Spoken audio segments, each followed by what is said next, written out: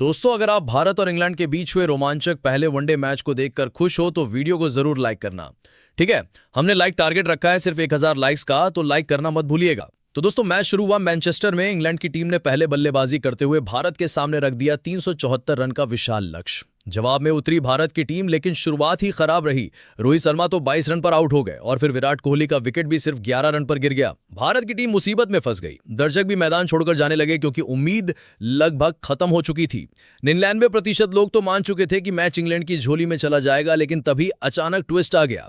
वैभव सूर्यवंशी जो पहला ही वनडे खेल रहे, उन्होंने शतक जड़ दिया और उनके साथ श्रेयस अय्यर ने भी 72 रन ठोके। अब बात आई अंतिम ओवर की, जहां 21 रन चाहिए थे। हार्दिक पांड्या और वैभव सूर्यवंशी ने जो कारनामा किया, उसे देखकर 140 करोड़ हिंदुस्तानियों के रोंगटे खड़े हो गए। हाँ दोस्तों, आखिर क्या हुआ?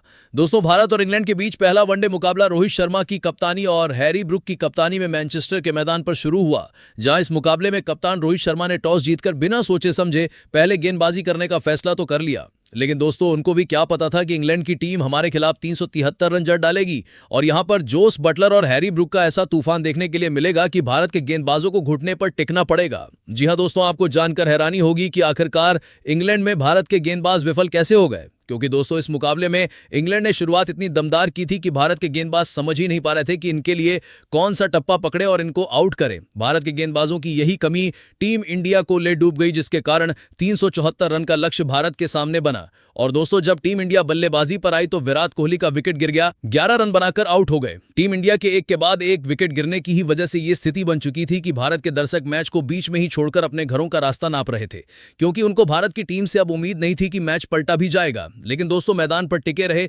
वैभव सूर्यवंशी, रोहित शर्मा ने तो दमदार प्रदर्शन करके दिखाया ही, और साथ में हार्दिक पांड्या ने जो अंतिम ओवर में तूफान मचाया है ना, वो देखकर आपके रोंगटे ना खड़े हो गए। इस हाईलाइट को देखने के बाद आप इस वीडियो को छोड़कर कहीं जा ही नहीं पाओगे। जी हां दोस्तों, शुरुआत ऐसी हुई थी कि जब रोहित शर्मा ने टॉस जीता तो उनका मानना था कि यहां पर गेंदबाजों को मदद मिलेगी, लेकिन ऐसा कुछ होता हुआ नजर आया नहीं।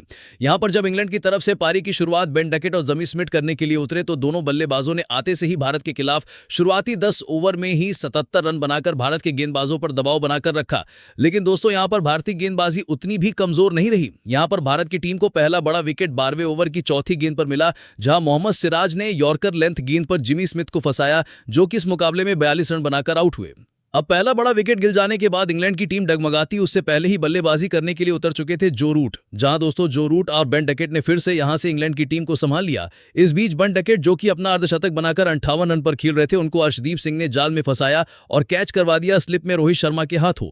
तो वहीं दोस्तों, दूसरी तरफ बल्लेबाजी कर रहे जो रूट भी भारत के गेंदबाजों के आगे ज्यादा देर तक टिक नहीं पाए और 41 रन बनाकर उनका विकेट मोहम्मद सिराज ने गिराया। अब दोस्तों, भारत की टीम ने ये 3 बड़े झटके इंग्लैंड को दे दिए थे, लेकिन सबसे बड़ा झटका तो टीम इंडिया को लग गया, क्योंकि ये 3 विकेट लेने के बाद ऐसी आफत मचेगी इसके बारे में किसी ने नहीं सोचा। हुआ ये कि हैरी ब्रूक और जो रूट जब मैदान पर बल्लेबाजी के लिए उतरे तो हैरी ब्रूक ने अकेले बल्लेबाजी करते हुए ही मात्र 53 गेंदों में 87 रन जड़ डाले। तो वहीं उनका साथ देने वाले जोस बटलर भी पीछे नहीं हटे और उनके बल्ले से भी शतक जड़ते हुए 103 रन की पारी देखने के लिए मिली। और यही कारण था कि भारत की टीम को अपना चौथा विकेट हासिल करने में इतना ज्यादा समय लग गया कि भारत के गेंदबाजों को घुटने पर आना ही पड़ा, तब जाके विकेट मिल पाया। अब दोस्तों, भारत की गेंदबाजी हार्दिक पांड्या के हाथों से तो बहुत ज्यादा ही फ्लॉप हो रही थी, क्योंकि रन वो बहुत पड़वा रहे थे और विकेट लेने का नाम नहीं ले रहे थे। अब हैरी ब्रूक और जोस बटलर का जब विकेट गिरा तो मैदान पर बल्लेबाजी के लिए जैकेब बैथल और विल जैक्स उतरे। जहां दोस्तों, जैकेब बैथल ने इस दौरान 17 रन बनाए तो वहीं विल जैक्स ने इंग्लैंड की टीम के लिए 23 रन जोड़े, जिसके चलते इंग्लैंड की टीम 373 रन बनाने में कामयाब हो सकी। अब भारत की टीम को लक्ष्य मिला 374 रन का, जो कि मैनचेस्टर के मैदान पर बनाना आसान काम होता नहीं है। अब यहां भारत की तरफ से बल्लेबाजी करने के लिए जब रोहित शर्मा के साथ वैभव सूर्यवंशी उतरे तो सभी को उम्मीद थी कि दोनों बल्लेबाज अच्छी साझेदारी करेंगे, और ऐसा ही होता हुआ नजर भी आ रहा था। रोहित शर्मा ने थोड़ा स्लो रुख अपनाया। वो जानते थे कि इस मैदान को पहले समझना बहुत जरूरी है, क्योंकि लक्ष्य बहुत बड़ा है और अगर शुरुआत में विकेट गिर गया तो हमारी टीम की दुर्दशा होना लगभग तय है। यहां पर रोहित शर्मा ने जैसे तैसे करके 61 रन की साझेदारी वैभव सूर्यवंशी के साथ मिलकर कर दी थी। इस दौरान रोहित शर्मा, जो कि 21 रन बनाकर खेल रहे थे भारत की टीम के लिए, ऐसा लग रहा था कि अब ये शतक की ओर आगे जरूर बढ़ना चाहेंगे। लेकिन दोस्तों, रोहित शर्मा जब छोटी पारी खेल रहते हैं और गेंदें ज्यादा लगा देते हैं तो ये लाजमी है कि उनका विकेट गिरना तय है।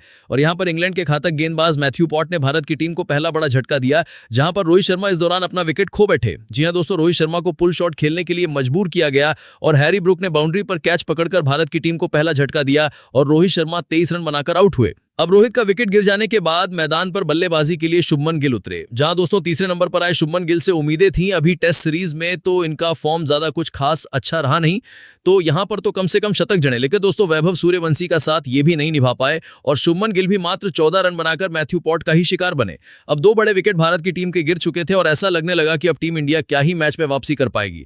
दर्शक भी अपनी सीटें छोड़कर जाने लग गए, क्योंकि जब विराट कोहली मैदान पर आए तो दोस्तों विराट कोहली का विकेट भी इस दौरान 11 रन पर गिर गया। और दोस्तों 11 रन पर विराट कोहली के आउट हो जाने के बाद भारत की टीम पर अब दबाव ऐसा बन चुका था कि वैभव सूर्यवंशी, जो कि 14 साल का लड़का है, उसको ही मैच जिताने की उम्मीद लग रही थी कि यही बल्लेबाज कुछ कारनामा कर दिखाएगा। लेकिन यहां पर अब वैभव सूर्यवंशी का साथ देने के लिए श्रेयस अय्यर मैदान पर उतर चुके थे, जहां वैभव सूर्यवंशी और श्रेयस अय्यर ने मिलकर एक अर्धशतकीय साझेदारी की। इस दौरान वैभव सूर्यवंशी ने अपना वनडे कैरियर का पहला अर्धशतक भी जड़ा और अर्धशतक के जड़ने के बाद वैभव सूर्यवंशी थमे नहीं। उन्होंने ठान लिया कि अब तो भारत की टीम को वो जिताकर ही दम लेंगे और इस दौरान वैभव सूर्यवंशी ने ताबड़तोड़ बल्लेबाजी करना शुरू कर दिया। देखते ही देखते भारत का स्कोर पहुंच गया 200 रन के पार, तो दूसरी तरफ श्रेयस अय्यर भी अपनी जादुई बल्लेबाजी से चमत्कार करे पड़े थे। अब दोनों बल्लेबाजों ने ऐसा रुख अपनाया कि इंग्लैंड के गेंदबाजों की हवा टाइट होने लग गई कि ये शुरुआत में विकेट लेने के बाद अब हो क्या रहा है, यहां पर वैभव सूर्यवंशी और श्रेयस अय्यर आउट हो क्यों नहीं पा रहे हैं।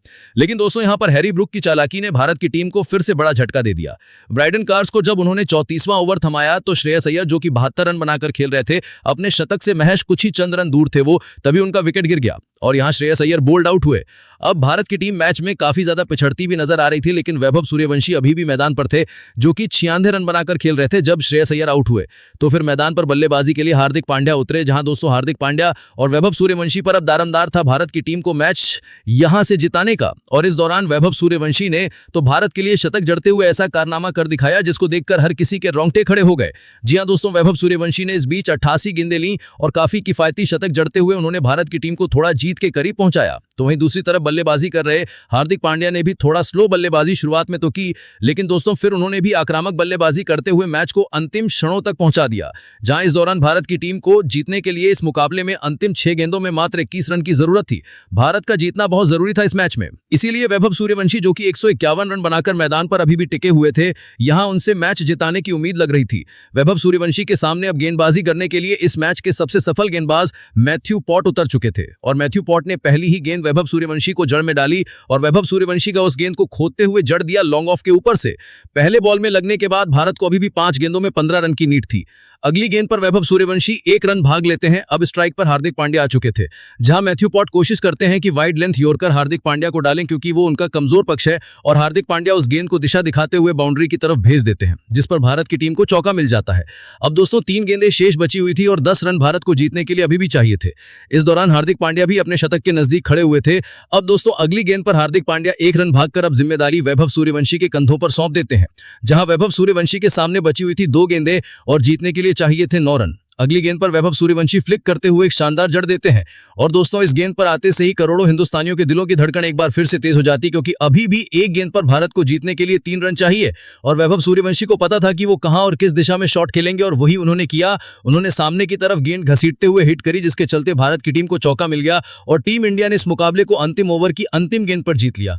और भारत की इस जीत के बाद चारों तरफ मिठाइयां बंटने लग गई, क्योंकि दोस्तों वैभव सूर्यवंशी ने इतना बड़ा कारनामा जो कर दिखाया। इस दौरान आपको हम बताते चलें कि भारत के लिए वैभव सूर्यवंशी ने ताबड़तोड़ बल्लेबाजी करते हुए 158 रन बनाए, तो हार्दिक पांड्या के बल्ले से 94 रन निकले और इसी के साथ भारत की टीम जीतने में कामयाब हो सकी। तो दोस्तों वैभव सूर्यवंशी की बल्लेबाजी और हार्दिक पांड्या की बल्लेबाजी, ये पहले वनडे मैच भारत और इंग्लैंड के बीच इंट्रा स्क्वाड मैच की थी। बाकी अब आप सभी की क्या राय है भारत की बल्लेबाजी को देख लेने के बाद? अपनी राय हमें कमेंट करके जरूर बताइए।